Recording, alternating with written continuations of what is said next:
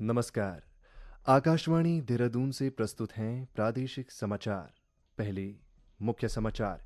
केंद्रीय गृहमंत्री अमित शाह ने लोकसभा में बताया, जम्मू कश्मीर के श्रीनगर जिले में ऑपरेशन महादेव के अंतर्गत पहलगाम हमले में शामिल 3 आतंकवादी मारे गए। मुख्यमंत्री पुष्कर सिंह धामी ने खटीमा में 26 करोड़ 23 लाख रुपए की लागत से बने केंद्रीय विद्यालय का लोकार्पण किया। मुख्य सचिव आनंद बर्धन ने प्रदेश के धार्मिक स्थलों की सुरक्षा व्यवस्थाओं को लेकर वरिष्ठ अधिकारियों के साथ बैठक की और प्रदेश में त्रिस्तरीय पंचायत चुनाव की 31 जुलाई को होने वाली मतगणना की तैयारियां शुरू। रुद्रप्रयाग और टिहरी जिले में मतगणना कार्मिकों को प्रशिक्षण दिया गया।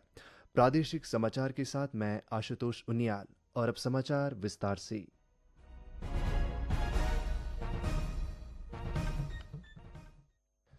ऑपरेशन सिंदूर पर लोकसभा में विशेष चर्चा आज फिर से शुरू हुई। गृह मंत्री अमित शाह ने चर्चा में भाग लेते हुए कहा कि कल ऑपरेशन महादेव के दौरान भारतीय सेना, सीआरपीएफ और जम्मू कश्मीर पुलिस ने पहलगाम आतंकवादी हमले में शामिल 3 आतंकवादियों को ढेर कर दिया। ऑपरेशन महादेव जो कल एक हुआ है, इसकी जानकारी देना चाहता हूं। माननीय अध्यक्ष जी, कल ऑपरेशन महादेव में सुलेमान उर्फे फैजल जट अफगान और जिब्रान 3 आतंकवादी सेना, सीआरपीएफ और जम्मू कश्मीर पुलिस के संयुक्त अभियान में ऑपरेशन महादेव में मारे गए। माननीय अध्यक्ष जी, ये जो सुलेमान है, ए श्रेणी का लश्कर तोयबा का कमांडर था। पहलगाम हमले में और गगनगिर आतंकी हमले में वो लिप्त था। गृहमंत्री ने कहा कि पहलगाम आतंकी हमले में निर्दोष पर्यटकों को उनके परिवारों के सामने बेरहमी से मारा गया था। उन्होंने कहा कि प्रधानमंत्री नरेंद्र मोदी ने दृढ़ संकल्प के साथ जवाबी कार्रवाई की और ऑपरेशन सिंदूर को सफलतापूर्वक पूरा किया। श्री शाह ने भारतीय सशस्त्र बलों की सराहना करते हुए कहा कि उन्होंने आतंकवादियों का सफाया किया।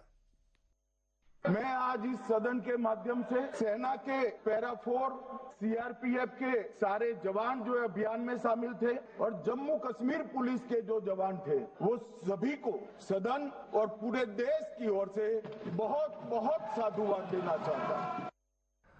श्री शाह ने कहा कि ऑपरेशन सिंदूर 7 मई को शुरू किया गया और रात 1:04 से 1:24 के बीच इसे संचालित किया गया।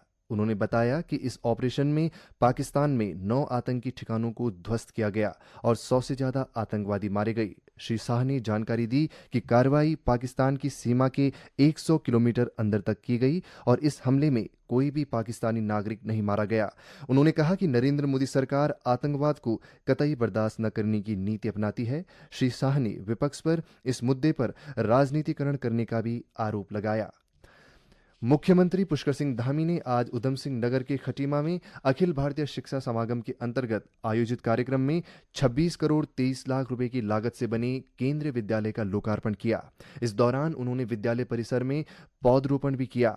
मुख्यमंत्री ने कहा कि केंद्रीय विद्यालय की स्थापना से यहां के बच्चों को गुणवत्तापूर्ण शिक्षा मिलेगी और उनके समग्र विकास में यह विद्यालय महत्वपूर्ण भूमिका निभाएगा। उन्होंने कहा कि प्रधानमंत्री के नेतृत्व में वर्ष 2020 में राष्ट्रीय शिक्षा नीति के माध्यम से देश की शिक्षा व्यवस्था में सुधार लाने की दिशा में ऐतिहासिक कदम उठाए गए हैं। मुख्यमंत्री ने कहा कि राष्ट्रीय शिक्षा नीति को लागू करने वाला उत्तराखंड देश का पहला राज्य है, जिसके अंतर्गत सरकार ने राज्य के 5,600 से अधिक आंगनबाड़ी केंद्रों में बाल वाटिका कक्षाओं की शुरुआत कर एक महत्वपूर्ण और दूरगामी शैक्षणिक पहल की है।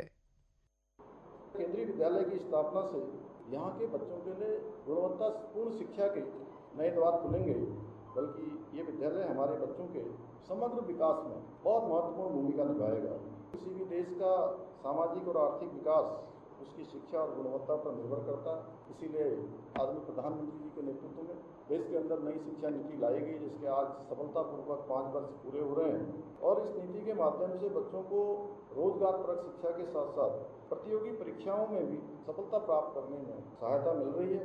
साथ ही अनुसंधान और शोध को भी प्रोत्साहित किया जा रहा है और उत्तराखंड नई शिक्षा को लागू करने वाला देश का पहला राज्य है, जिसके अंतर्गत हमने प्रदेश में 5,600 से अधिक आंगनबाड़ी केंद्रों में बाल वाटिका कक्षाओं की शुरुआत कर एक महत्वपूर्ण और दूरगामी शैक्षणिक पहल की है।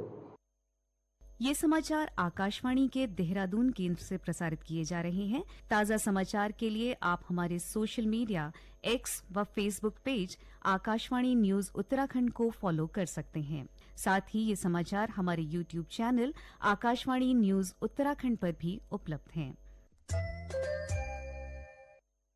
मुख्य सचिव आनंद वर्धन ने आज सचिवालय में प्रदेश के महत्वपूर्ण धार्मिक स्थलों में श्रद्धालुओं की सुरक्षा, भीड़ प्रबंधन आदि को लेकर वरिष्ठ अधिकारियों के साथ बैठक की। मुख्य सचिव ने कहा कि हरिद्वार के मनसा देवी में श्रद्धालुओं में हुई भगदड़ जैसी घटनाओं पर काबू पाने के लिए प्रदेश के ऐसे सभी धार्मिक स्थलों को चिन्हित कर व्यवस्थाएं सुनिश्चित करने के निर्देश दिए, जहां महत्वपूर्ण दिवसों में श्रद्धालुओं की अत्यधिक भीड़ के कारण भगदड़ जैसी घटनाओं की आशंका बनी रहती है। उन्होंने कहा कि धार्मिक स्थलों के मार्गों पर सार्वजनिक स्थलों को अतिक्रमण मुक्त कर मार्गों का चौड़ीकरण कराया जाए। मुख्य सचिव ने श्रद्धालुओं की संख्या का आकलन करने के लिए तकनीक का उपयोग करते हुए भीड़ प्रबंधन तंत्र तैयार करने के निर्देश दिए। उन्होंने कहा कि अधिक महत्वपूर्ण मंदिरों को प्राथमिकता पर लेते हुए पहले चरण में मनसा देवी, चंडी देवी, नीलकंठ, कैंचीधाम और पूर्णागिरि मंदिर का विशेषज्ञों के माध्यम से विश्लेषण कराया जाए। साथ ही स्थानीय प्रशासन और धार्मिक स्थलों के हितधारकों को विशेषज्ञों की टीम को हर प्रकार की सहायता करने की व्यवस्था सुनिश्चित की जाए।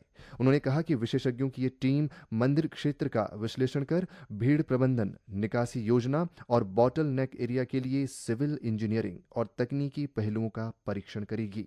साथ ही विभिन्न जगहों पर रुकने के स्थान आदि के लिए एक उचित योजना और एसओपी तैयार करेगी। प्रदेश में त्रिस्तरीय पंचायत चुनाव की आगामी 31 जुलाई को होने वाली मतगणना की तैयारियां शुरू कर दी गई हैं। इस कड़ी में रुद्रप्रयाग जिले के अगस्त्यमुनि विकासखंड सभागार में आज प्रशिक्षण कार्यक्रम संपन्न हुआ। उप जिला निर्वाचन अधिकारी राजेंद्र सिंह रावत ने बताया कि 470 मतगणना कार्मिकों को 2 पालियों में चुनाव संबंधी दिशा निर्देशों, मतगणना प्रक्रिया, गोपनीयता और निष्पक्षता जैसे महत्वपूर्ण विषयों पर विस्तार से जानकारी दी गई।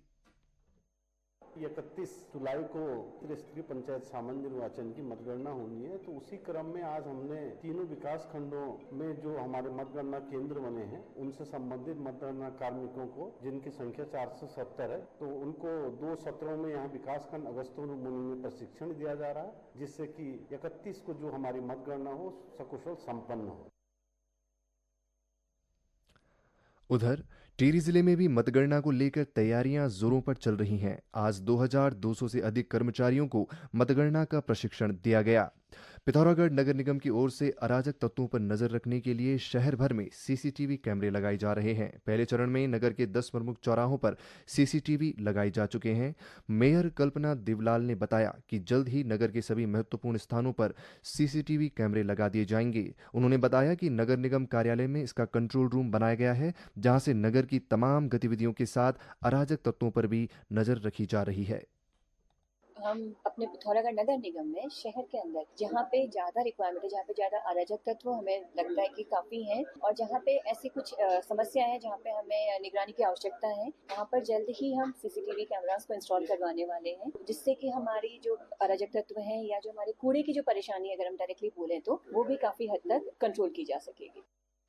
कर्तव्य पथ नई दिल्ली में गणतंत्र दिवस परेड 2025 में भाग लेने वाले राष्ट्रीय सेवा योजना एनएसएस के स्वयंसेवकों ने आज राजभवन में राज्यपाल लेफ्टिनेंट जनरल गुरमीत सिंह से मुलाकात की। इस अवसर पर राज्य एनएसएस अधिकारी डॉक्टर सुनैना रावत ने बताया कि गणतंत्र दिवस शिविर के लिए उत्तराखंड से 16 स्वयंसेवकों का चयन हुआ था। इनमें से 5 श्रेष्ठ स्वयंसेवकों ने 1 से 31 जनवरी तक दिल्ली शिविर में उत्तराखंड का प्रतिनिधित्व किया और 26 जनवरी को कर्तव्य पथ पर आयोजित गौरवशाली परेड में भाग लिया। इस अवसर पर राज्यपाल ने कहा कि यह विशेष शिविर न केवल स्वयंसेवकों को गणतंत्र दिवस परेड में भागीदारी का गौरव देता है, बल्कि उन्हें विविधताओं से भरे इस महान देश के अन्य हिस्सों के युवाओं से संवाद, सांस्कृतिक आदान प्रदान और राष्ट्रीय एकता के सूत्र में बंधे रहने का अवसर भी प्रदान करता है। राज्यपाल ने कहा कि एनएसएस द्वारा एक पेड़ मां के नाम अभियान के अंतर्गत 28,000 से अधिक वृक्षारोपण, स्वच्छता ही सेवा अभियान में सक्रिय भागीदारी, रक्तदान शिविरों का संचालन, ये सभी गतिविधियां सराहनीय ही नहीं बल्कि प्रेरणादायक हैं। अंत में मुख्य समाचार एक बार फिर।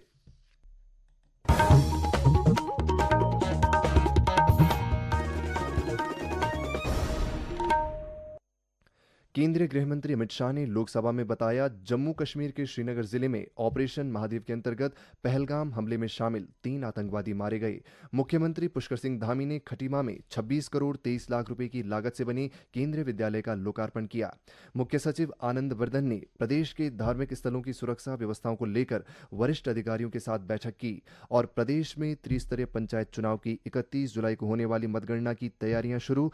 रुद्रप्रयाग और टिहरी जिले में मतगणना कार्मिकों को प्रशिक्षण दिया गया। इसके साथ ही प्रादेशिक समाचार का ये अंक समाप्त हुआ। नमस्कार।